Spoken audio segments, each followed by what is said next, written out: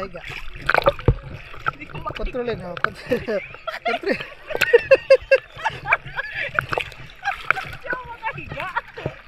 Pahiga ka. Yan o. Yan o. Diba? Okay na. Ganito na lang tayo. Bakit ba kailangan pa natin mag-dive? Ayaw mo ganito na lang. Pwede rin naman. Kaso mainit. Doon na sila nanirahan. Dumaguete na. Oh, may mga best schools din, may mga hospitals, lahat na basic na kailangan mo andyan eh. Tapos mura. Mura yung ano nila. Cost of living. Cost of living talaga mura. May mga relatives po kayo doon? Oh, mayroon. To Dumaguete. Lagi ang ganda dito sa Shangri-La Mactan. Ganda dito. Na may get it. Ba't nila sinasabi ang ganda ng Shangri-La Mactan? Ganda nga. Ganda nga. So, ito ako sa... Dito na ako sa Mactan, Shangri-La. Ito yung diving spot. I mean, dito mag-start yung araw natin. Mag-aaral muna ako. Baka malunod ako eh. They made me download the app. And then I'll answer some questions. And then... But wait, let me just read it first. Meron ka ma-review. Meron sa quick disconnector mechanism sa dulo. Ilahin mo siya pababa. Pasok mo siya dito sa isang metal nipple. Tapos i-insert mo na siya. Pusa siya malalak.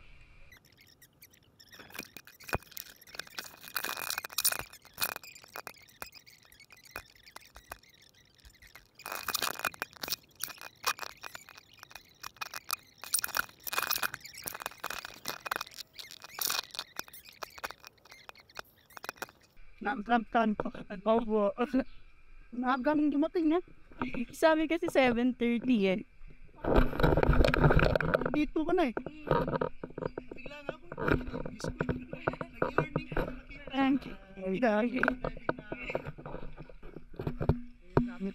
Okay.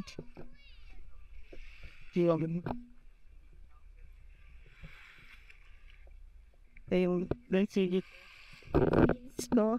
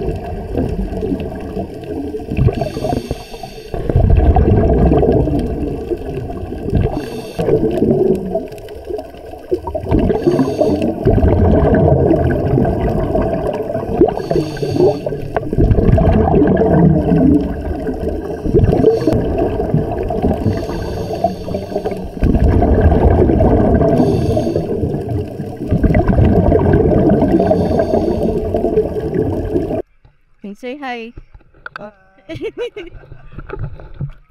Punta kuya.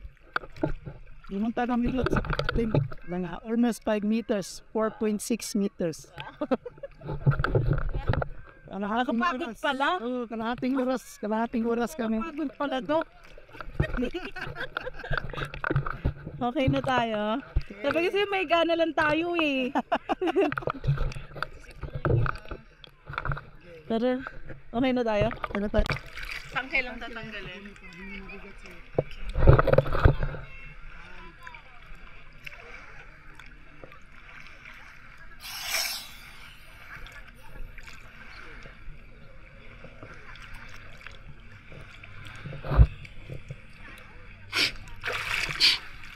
Kukunin ko rin yung weight belt mo. Okay.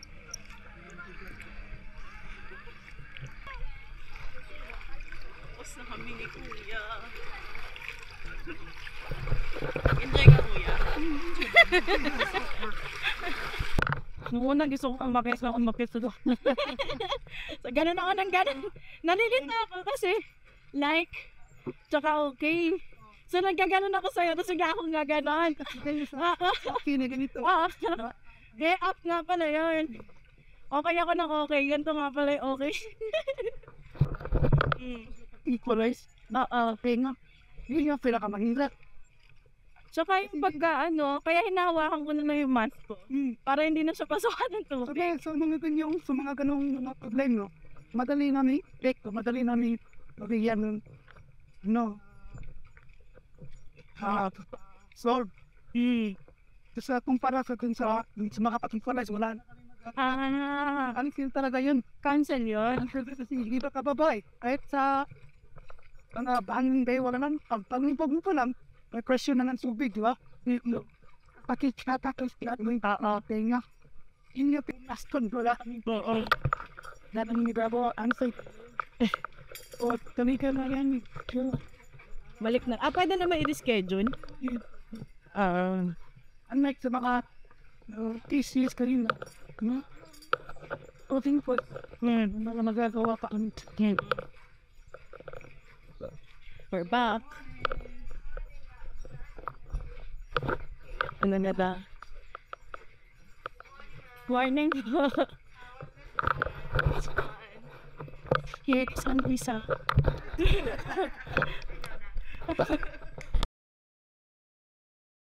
So, yung scuba diving ko, sa sa Shangri-La Mactan. Tapos, discovery lang siya. So, meaning, hanggang 6 meters deep lang yung pupuntahan. Parang very introductory course lang siya for beginners or gusto nyo lang i-try out for experience, ganyan. So,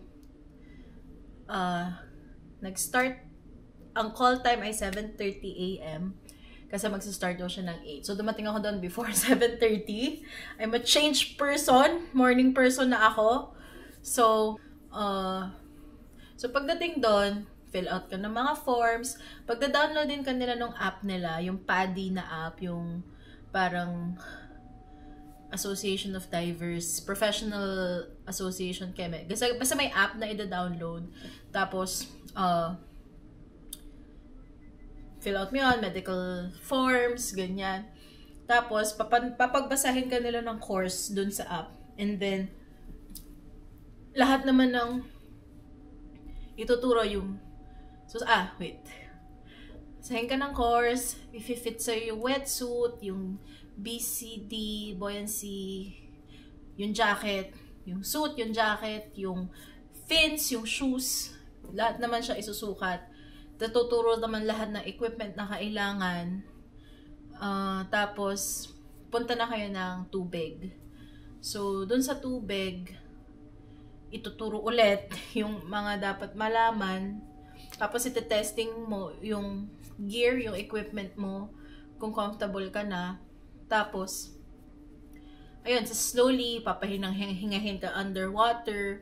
Tapos, yung mga techniques kung matanggal yung regulator, yung mouthpiece mo, or if pasukan ng tubig yung iyong mask ba? Goggles, sorry, yung goggles mo, mga techniques on how to recalibrate your equipment, ganyan. Pati yung pag-equalizer para hindi sumakit yung tenga, yung mga lahat naman ipapractice siya sa mababaw, sa waist deep, bago kadalhin sa malalim. So, nagpapanik ako dun sa waist deep pa lang kasi bakit tatanggalin yung ipapracticein kasi na tatanggalin yung regulator. So, sabi ko, may technique man siya, pero pagka nandun ka na sa tubig, yung utak mo, automatic siya nagpapanik. At least yung sa akin, ewan ko ba sa utak na to, automatic siya nagpapanik pagka natatanggal. Alam ko naman yung kailangan kong gawin. So, inulit-ulit namin siya until na medyo feel comfortable enough na ako na sige na nga, try natin lumipat ng mapalalim. Ang mas nakaka-panic for me is yung goggles. Kapag ka aayos ka ng goggles, yung kasi, yung sa ilong, pag feeling ko pasukan ng tubig yung ilong ko, nagpapanik ako. So, yun dun kami medyo nagpaulit-ulit talaga. Kasi yung breathing naman, once na marunong ka nang huminga dun sa sa regulator, sa mouthpiece, okay na. Kasi parang, ang cool niya na experience kasi parang wow, nakakahinga ako sa ilalim ng tubig. Parang wow, Percy Jackson ang atake ni bakla. Kasi pinaluhod muna ako sa sa tubig. Sabi ko, Poseidoness. Ganyan. So parang nung nakahinga ka na sa tubig, parang okay. Pero yung sa mata, kasi syempre salt water siya, doon ako nababad trip. Kasi sakit siya sa ilong, tsaka sa mata. So pag mali ang hinga, doon ka pwedeng kailangan mo mag-recalibrate. Kasi pag huminga ka sa ilong, sealed, diba yung mask mo? Pwedeng doon ka magfa-fog or magpapasok ka ng konting water yung mask, yung goggles. So, kailangan mo siyang tanggalan ng tubig. So, hihinga ka. Basta isa thing. So, ganyan. So, doon ako nagsastruggle. So, ang ginawa ko na lang, napilitan ako na wag huminga sa ilong. Kasi pag huminga ako sa ilong, problema pa yun, di ba? Pag huminga kasi ikaw sa ilong, di mag-exhale ka through your nose, magkukos pa siya ng, pwedeng dahil dito ka nag-breathe, magbabubble siya, pwedeng mag-sip ang water. Sabi ko, wag na lang huminga sa ilong. Kasi ngayon, kailangan ko pang tanggal ng tubig sa goggles under the water. Syempre may physics man yun, pero alam mo yun, parang hassle. So, ang ginawa ko na lang, di na ako hinga sa ilong. Dito na lang ako hihinga sa bibig. So, parang, nung nakuha ko na parang, okay, hinga na lang sa bibig para wala nang problema. Doon na ako naging comfortable na, okay, sige, pwede na langoy-langoy na tayo kasi nakuha ko na yung inhale, exhale. Nung nakuha ko na siya, ayun, nag-enjoy na ako. Kasi, syempre, tendency mo, hihinga ka, iinom. Yun lang naman, yun lang yung naging main concern ko. Kasi nga, bago lang siyang experience sa akin. Tapos, hinawakan ko na lang yung goggles ko. Kasi feeling ko dahil nalulose siya sa ponytail ko. So, siguro dapat mababa lang yung pony mo para secured yung goggles. So, kaya may tendency na medyo lumuluwag yung mask ko. So, hinawakan ko na lang siya. Tapos, focus na lang ako sa breathing. Actually, nakaka-relax siya kasi yung mga first few minutes ko, nakafocus lang ako sa paghinga. Para ako nag-yoga. Kasi nag-flip ka ng fins mo, diba? So, pero, ang utak ko, sabi niya, focus on your breathing. Pumipikit-pikit pa ako, kasi gusto ko talaga ma-focus yung breathing ko na masanay ako dun sa equipment. So, first few minutes, parang di nag-i-exist ang mundo. Ako lang. At focus na ako sa breathing ko. Tapos, nag-snap back lang ako into reality. Nung meron na ako nakita mga isda. So, nung may nakita na ako mga isda, sabi ko, saan sila nakatira? Saan ka? Saan ka, be? Saan tayo ngayon? Parang gano'n, nakakita na ako ng isda. Sabi ko, sama ako dyan. Sabi ko, saan kayo punta? Kasi pag nakakita ka ng isda, may pa isa-isa, of course. Pero, school of fish usually. So, parang isa silang tropa. Kuyog sila. Tapos sabi ko, sama ako dyan. Gusto ko dyan. Kasi, gaganyan-ganyan lang sila. Gaganyan-ganyan lang sila maglangoy So, ganun-ganun lang talaga. Tapos magkakasama sila. So, ako parang, friends, sama ako. Bakit ako iiwan? Ba't ako iiwan ng mga isda? Nandun na ako. So, nung nakakita ko ng mga isda, doon ako na-excite. So, nawala na yung panic, nawala na yung focus ka sa survival mo na huminga ka. Parang gano'n. Nung nakakita na ako ng mga isda, lalo yung mga makukulay, kulay blue, kulay yellow, ganyan. Yun, enjoy. Tapos, di ko alam, bangus ata yung mga nakita ko. Anyway, kung ano man yun. Basta marami mang isda. The problem is, dahil hanggang 6 meters nga lang, parang hanggang 5 meters nga lang ako umabot. Kasi by the time na comfortable na ako, paiba na yung current. So sabi ni Kuya Bernie, yung instructor ko, kaya bumalik na tayo kasi mahirapan na tayo if mag-iba na masyado yung current sa baba. Mahirapan tayong bumalik. That's why we decided to go back na. Tapos, kasi ano pa siya eh, kumbaga, hindi pa talaga siya yung like, dive spot na parang mga mual-bual or parang very ano pa siya. Dahil na pinsala daw sila ng Bagyong Odette. Like before, Bagyong Odette, sobrang ganda daw ng kanilang coral reefs, ganyan. Pero since yun nga, wala sila magawa kasi nature nga daw yun na occurrence. So, ngayon, medyo hindi na ganun kaganda yung dive site. Or, at least yung mga mabababaw, hindi ganun kaganda pa like before. So, I feel like, kung gusto mo makikita ng parang mga Nat Geo talaga, medyo malayo pa. Which is, again, first time ko lang to guys. Tapos, hindi ako marunong lumangoy. Let's take that into consideration. Plus, I'm really scared of the ocean. Nakita niyo ba ako nag-swimming? Sa lahat ng beach na pinuntahan ko, nag-post ba ako na nag-swimming ako? Hindi ako nag-swimming, diba? So, anyway. So, yun. Nung nakita ko na yung mga isda, parang, sama ako. Saan tayo? Saan lakad natin ngayon? Tapos parang, syempre ang angas ko kasi nakakahinga din ako eh. Like, guys, nakakahinga din ako. Kala nyo kayo lang nakakahinga sa tubig. So, gusto ko lumangoy-langoy kasama nila. Tapos parang, ayun, nung na-experience mo na lumangoy kasama mga totoong isda, masaya na siya. Doon na ako nag-enjoy. Tapos, ayun. So, ang amats ko ngayon, gusto kong makakita ng mas maraming coral reefs. Hindi ko alam kung bakit ko to nagiging amats ngayon. Nagigets ko na yung mga naa-addict. Kasi, gusto ko pa. Hindi ko akalain. Akala ko one and done. Akala ko experience. Sige, may experience lang. Tapos, hindi pa ganun kaganda yung napuntahan kong site, to be honest. Kasi nga, mababaw. Nasira ng Bagyong Odette. Tsaka, hindi naman talaga dive spot like, Shangri-La Mactan. May sanctuary sila doon. Pero, yun nga, mababaw pa yung napuntahan ko. Si kuya, na nakachismisan ko, may estudyante siya. 40 meters daw yung, pupuntahan nila. Nagpe-prepare siya na ipag-chismisan ako. Excited na excited siya. Yun daw ang kanyang specialty. 40 meters? 40 meters? 40 meters? Okay ka lang? 40 meters. Pero parang, I'm so grateful that I did it and I'm so happy and I'm so proud of myself that I did it because now I'm not scared of the ocean. Like, that's the biggest, blocker for me. I'm just scared of the ocean. Because what's in there, diba? Parang meron dyan. May monster dyan or may hihila sa akin. Kasi alam nyo, galing kasi ako sa probinsya. Wala kami mga dagat doon, pero meron kaming ilog. Kaso ang ilog kasi sa amin nangunguha. Alam nyo ba yung yung mga killer ilog? Sa amin kasi yun. So, meron talaga akong takot sa tubig, sa mga anyong tubig. Kasi, ang alam ko anyong tubig, nangunguha yan. So, ngayon, tapos papasisirin mo pa ako sa tubig, diba? So, parang hindi siya nagme-make sense sa isip ko.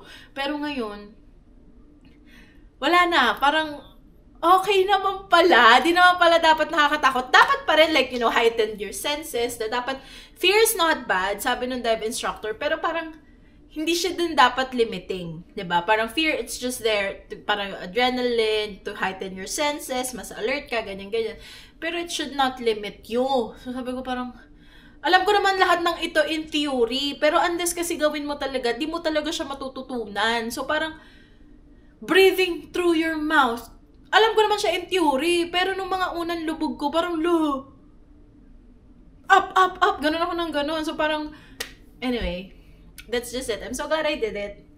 This is not going to be the last. Lord, pamahal na ng pamahal ang mga hobbies ng babae na ito. Lord, please provide. Kasalanan mo to, Lord, eh. Kasi you have shown me a whole new world under the sea. From your bounty, from your blessings. I want to see more. para saan pa ang nagawa mong archipelagic doctrine of the Philippines, di ba? Anyway, that's a different discussion that I'm gonna have to take up with him and talk to him about it. But I know God will provide. Because siya rin naman ang gumawa ng karagatan na gusto kong sisirin, di ba? Anyway, so that was a very fun experience for me. I'm so glad I did it. Nagpapanik ako kagabi. Hindi naman necessary pala. I just needed to trust myself and trust my instructor and my gear, which I did. And I'm proud and I'm so happy about it. So, kung gusto nyo at natatakot kayo, kagaya ko, na walang prior experience at wala talaga, hindi ako outdoorsy, hindi ako fit, hindi ako malabas na tao. Di ba, kape lang ako ng kape pag nagta-travel ako, hindi talaga ako ma-adventure. Kahit nga yung swing sa Bali, di ko ginawa kasi takot ako sa heights. And feeling ko yung dagat heights lang din siya na may tubig. So, do it. Do it for the plot. If you don't like it, if you end up not liking it, okay lang. At least you have done it at least once in your life. Pero, I doubt na di mo siya ma-enjoy kasi nakaka-ano siya, nakaka-relax siya. Diba? Una magpapanik ka, tapos basta nakaka-ano siya. Pag na-get over mo na yung initial na fear, nakaka-proud, nakaka-happy, nakaka-relax siya na activity. Masaya pala sa ilalim ng dagat. Kaya talaga yung West Philippines na yan, atin talaga dapat yan. Kasi, lalanguin ko pa yan, ha? Anyway, yun lang. Bye!